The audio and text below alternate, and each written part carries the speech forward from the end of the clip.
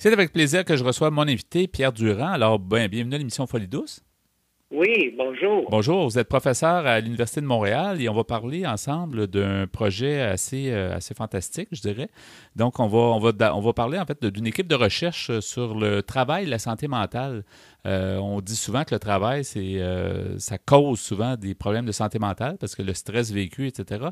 Donc, pouvez-vous nous présenter ce projet qui est quand même assez grandiose en termes d'échantillonnage, n'est-ce pas? Oui. Alors, rapidement, c'est une étude qui a été subventionnée à la fois par les instituts de recherche en santé du Canada et le Fonds de recherche en santé du Québec et qui consistait à interviewer, si vous voulez, ou administrer des questionnaires qui sont validés, qui sont utilisés à différents endroits dans le monde et à mesurer, si vous voulez, la présence de problèmes de santé mentale que sont la détresse psychologique, la dépression, l'épuisement professionnel qu'on appelle burn-out plus communément, et évaluer quels sont les facteurs associés au travail, puis aussi associés à la vie sociale, à la vie familiale, qui sont associés donc à un plus grand risque de développer des problèmes de santé mentale. Et ce qui est particulier dans notre étude, qui n'avait pas été fait dans les milieux de travail ailleurs au Canada ou même dans le monde, c'est qu'on a voulu objectiver nos mesures. On n'a pas de test, par exemple, comme pour des maladies comme la tuberculose, par exemple, ou le sida, pour détecter la présence d'une maladie mentale ou d'un problème de santé mentale. Mais ce qu'on sait, par contre, c'est qu'on a certains indicateurs qui nous permettent d'établir si une personne souffre, si vous voulez, ou expérimente un niveau de stress élevé. Alors, ce qu'on a fait, c'est qu'on a mesuré dans la salive d'une partie de nos sujets, nos volontaires, deux hormones, le cortisol puis l'alpha-amylase, pour essayer de déterminer si, au moment où on détectait avec nos questionnaires des problèmes de santé mentale, en même temps, ces gens-là souffraient si vous voulez, ou expérimentaient un haut niveau de stress. Et l'idée était de démontrer qu'on était capable aussi en même temps de démontrer objectivement qu'il y avait des indicateurs dans notre organisme physiologiques qui démontraient que les questionnaires étaient valides quand on les utilisait parce que ça démontrait qu'en même temps, les gens expérimentaient un niveau de stress élevé. Ça, c'est intéressant, effectivement, parce que souvent, on s'en tient seulement au questionnaire, des choses comme ça. Alors, vous venez comme valider une autre donnée très importante physiologique. Là. C'est ça, c'est assez... diriez-vous que c'est quand même assez nouveau comme façon de procéder? C'est assez nouveau.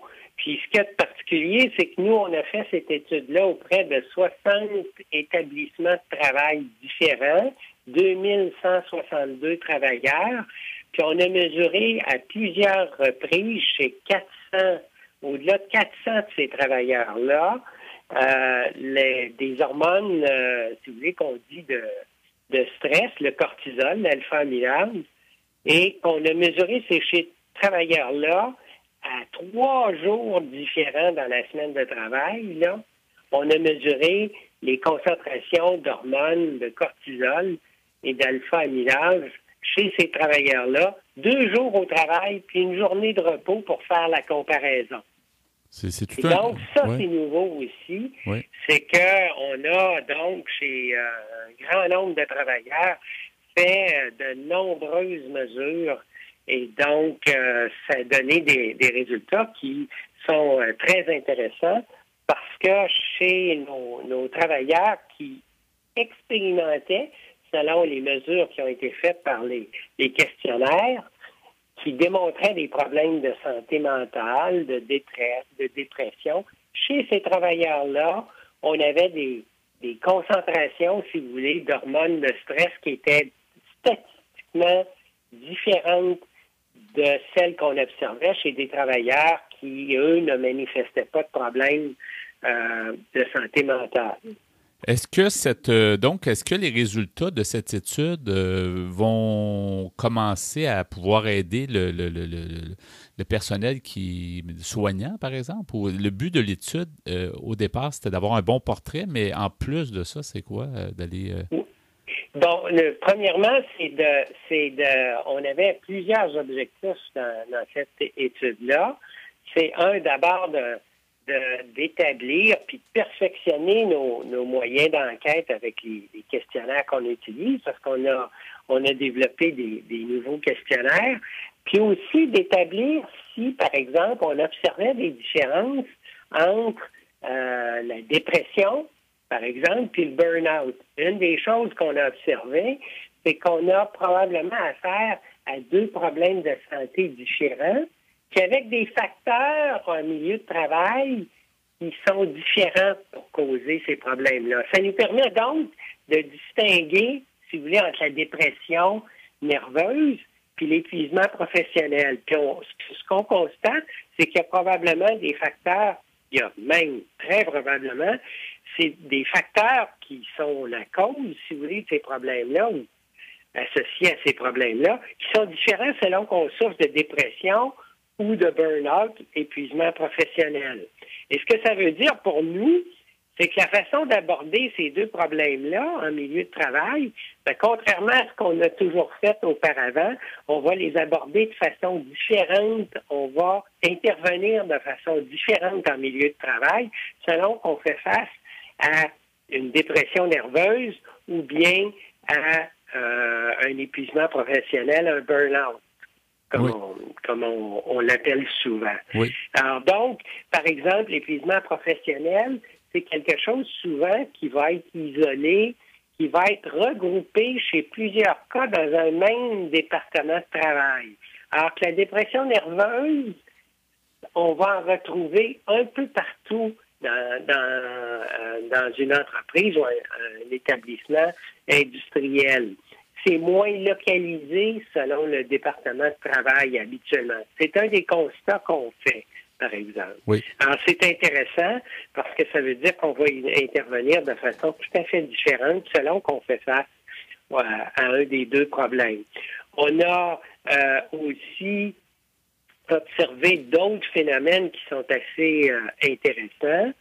C'est que on peut pas intervenir pour prévenir ou pour traiter ces problèmes-là en milieu de travail sans tenir compte des autres facteurs qui peuvent intervenir. Par exemple, pour la dépression, il y a souvent d'autres facteurs qui sont associés au milieu familial, à la situation familiale, etc.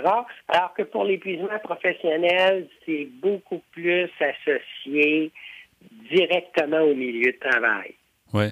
Alors, encore une fois, ça va nous amener, si vous voulez, à diriger nos travailleurs vers des ressources qui sont différentes, des spécialistes, si vous voulez, qui vont intervenir de façon très différente. Mieux intervenir et plus précisément, peut-être en moins de temps également, peut-être régler les problématiques plus rapidement, là. Oui, effectivement. Puis l'étude aussi nous permet d'identifier des facteurs dans le milieu de travail qui sont susceptibles, si vous voulez, de favoriser l'apparition de détresse psychologique, de dépression, de problèmes de santé mentale.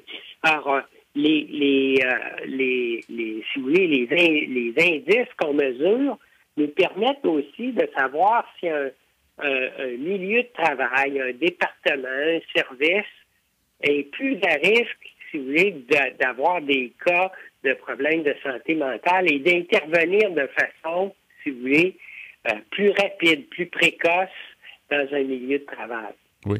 C'est bien l'étude Salveo dont on parle? Oui. C'est ça. C'est une étude qui a commencé en 2011. Est-ce que se poursuit? Est-ce qu'elle se poursuit toujours, justement, pour améliorer? En ce moment, on est finalement à la toute fin de l'étude. Oui. On fait en ce moment des interventions avec certaines entreprises pour tester, pour vérifier aussi certaines si vous voulez, des interventions qu'on a mis au point. On a mis au point des interventions qui s'adressent de façon spécifique à chaque entreprise selon le diagnostic qu'on a fait dans l'entreprise. Donc, on n'emploie pas si vous voulez, des traitements ou des situations, des façons d'intervenir qui sont les mêmes pour toutes les entreprises, comme s'il y avait un seul traitement pour une entreprise. On fait d'abord un diagnostic pour savoir quelles sont les véritables causes dans une entreprise, puis ensuite, on utilise une intervention qui va s'adresser de façon spécifique aux problèmes de cette entreprise-là. Alors, en ce moment, on est en train de tester dans certaines entreprises l'efficacité des interventions qu'on a mises au point.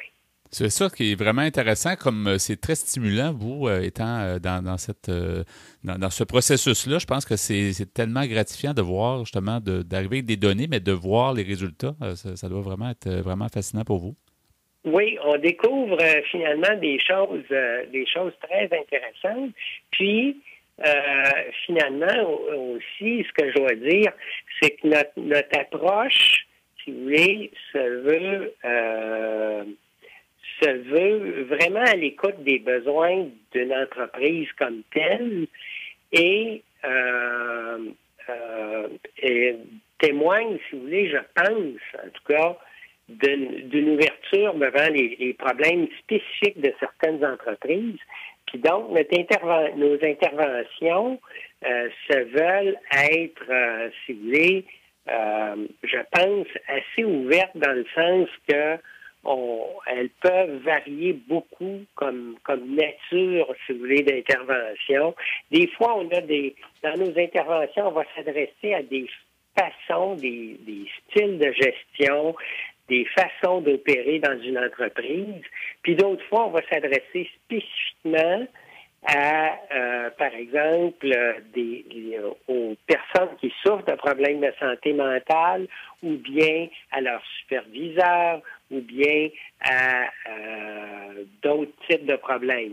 Tout dépend, évidemment, de la nature des problèmes qui ont été diagnostiqués. Mais ce qui est important, c'est quand on arrive dans une entreprise, on veut mesurer un ensemble assez vaste de facteurs qui peuvent être mis en cause. Parce que souvent, dans les problèmes de santé mentale en entreprise, c'est rarement une seule cause qui va expliquer la survenue d'un problème.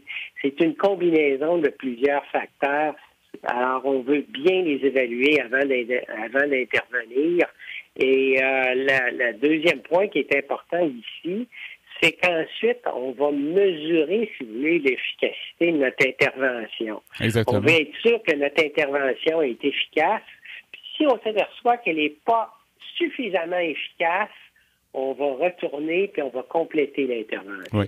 Monsieur Durand, c'est fort intéressant. J'aimerais qu'on mentionne l'endroit où les gens qui veulent en savoir plus, donc c'est l'étude Salvéo.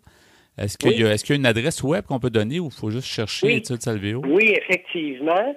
Puis aujourd'hui, tout le monde se connecte à l'Internet. Alors, les gens peuvent aller sur le site www.erpsm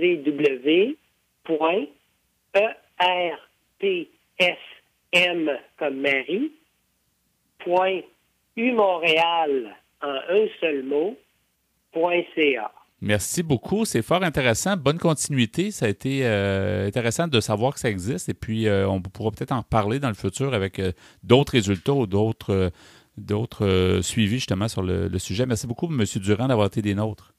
Ça me fait extrêmement plaisir. Et il y avait une équipe de chercheurs de 3 différentes universités qui étaient impliqués là-dedans. Exactement. Et je veux saluer le travail de 8 professeurs, chercheurs universitaires et de toute une équipe de spécialistes avec nous. Merci beaucoup. Et puis, bonne continuité.